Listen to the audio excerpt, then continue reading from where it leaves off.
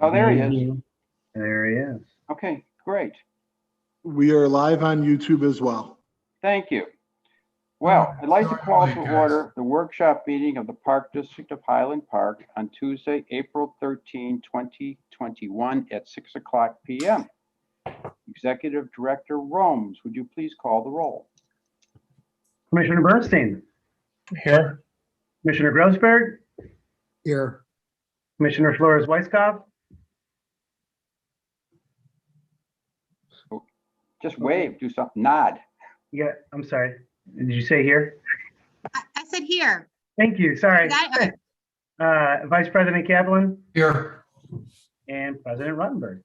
Thank you. I am here also. We have more than a quorum. I'd like to welcome Jennifer Freeman to our meeting, Commissioner-elect Freeman. Are there any additions to the agenda? Yes, I would like to address the board and community tonight regarding the proposed Park Avenue gate. Thank you. Okay, so as you all know, this has been a topic of discussion with staff and board over the past few months, and it was a topic of discussion at last night's city council meeting.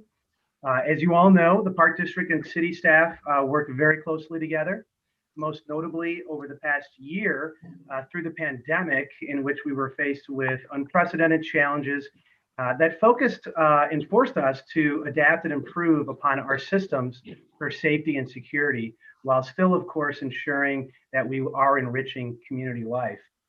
Over the past 6 months, Park District staff has been working hand in hand with the city, including Public Works, Fire, and Police, on addressing lakefront safety. We've also been working closely with the boating community and other community stakeholders who use our lakefront properties. In effort to address the overwhelming and alarming safety concerns that we did experience in 2020 at the lakefront, which I want to remind everybody, Lake Michigan is known to be really it's the deadliest body of water in the United States. And so we spend a significant time addressing safety and access control on a broad perspective, but also specifically at Park Avenue lakefront property. Over the years, there has been always some sort of access control measure in place at Park Avenue by means of either a city community police assistant or a Park District staff member who verified access through the distribution of either a city issued vehicle sticker as well as a Park District issued Park Avenue decal. To note, the parking at Park Avenue boating facility has for a long time required a Park District issued Park Avenue decal. In 2020, as we all know, the pandemic hit in March, and by May, the Park District was preparing to reopen Park Avenue as well as our other facilities. This plan for Park Avenue included taking over all responsibilities with regards to access control, safety, and enforcement of rules and regulations, knowing that there no longer would be a city community police assistant or a city vehicle sticker program going forward. As a result, Park District monitored and appropriately controlled Park Avenue access and safety in 2020, 7 days per week throughout the entire summer, and on weekends all the way through October. In 2020, I'm happy to say the Park District managed a safe boating season at Park Avenue. And with that, it was not without many trials, tribulations, and lessons learned. So with now hindsight being 2020, both literally and figuratively, the Park District proposed and worked with city staff on the installation of an access control gate at Park Avenue. City and Park District staff and attorneys prepared a non-exclusive special license agreement for installation of an access gate system to improve the Park Avenue boating facility public right-of-way. This agreement, as well as our operational plans, were shared with city staff as well as with the Park District's Finance Committee in an open session on February 4th, and then with the park board at the March 9th park board meeting, at which point the park board approved the license agreement, giving consensus to the operational safety benefits and the needs that it addresses. To provide some really quick context for the sake of public who may be joining us this evening, the Park Avenue lakefront property has a north beach and a parking lot which is directly east when heading down Park Avenue and then to the north. And this portion is owned and managed and maintained by the Park District. There's also a south boating facility, which is directly to the south of the bottom of Park Avenue when you're at the bottom of the hill. And this portion of property is owned by the city, but is managed and maintained by the Park District through a lease agreement.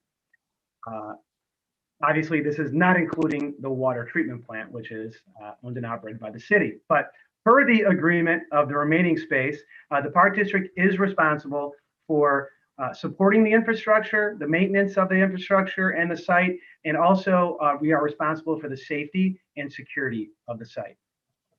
So that southern property at Park Avenue that the Park District maintains and operates for boating, it is supported in part by the North Shore Yacht Club, who leases a Park District owned building at that location, and then also the boating community who pays a fee to store, launch, and park at that site.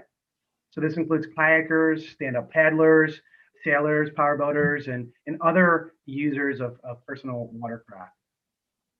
The proposed gate system that has actually already been permitted by the city is intended to be a user-friendly system that has the flexibility to be opened and closed by using a key fob. These key fobs will be distributed to all city and Park District staff and those who purchase a launch pass or a parking pass for the boating facility. It also has emergency access for emergency vehicles. It has remote access control from a cellular or Wi-Fi device, and it can be programmed to permit or not permit access at any time.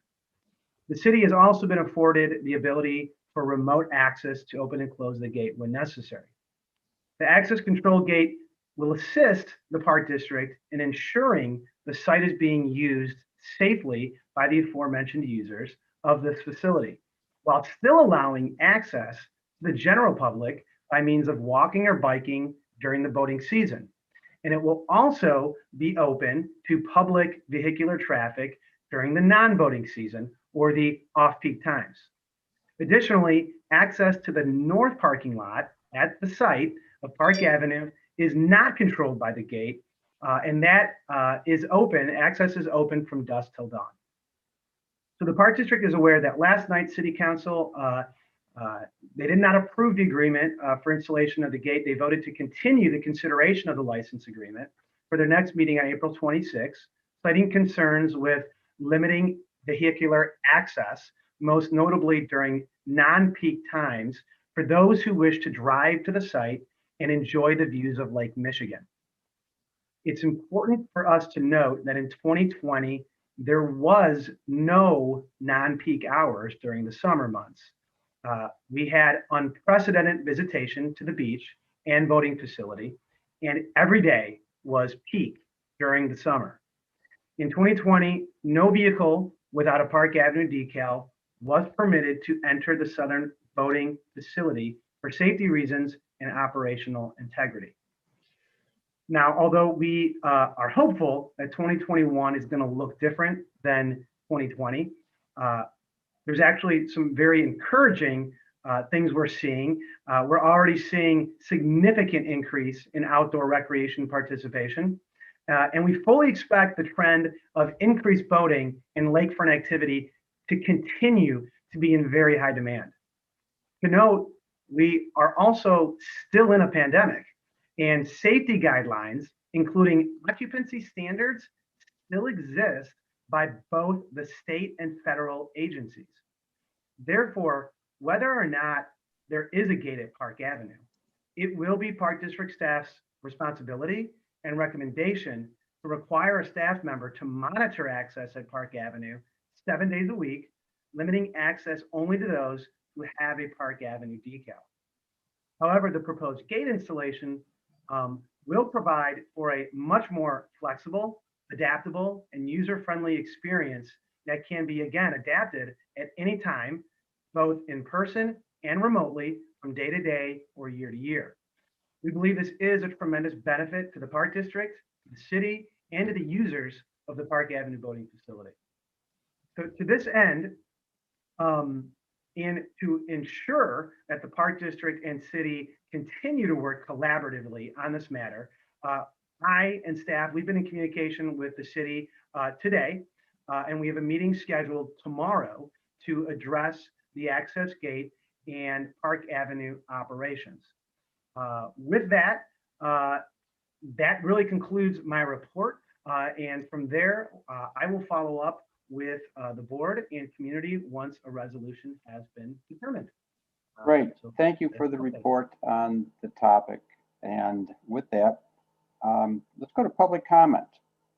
Anyone wishing to speak will need to use the raise hand function in Zoom to indicate they would like to speak.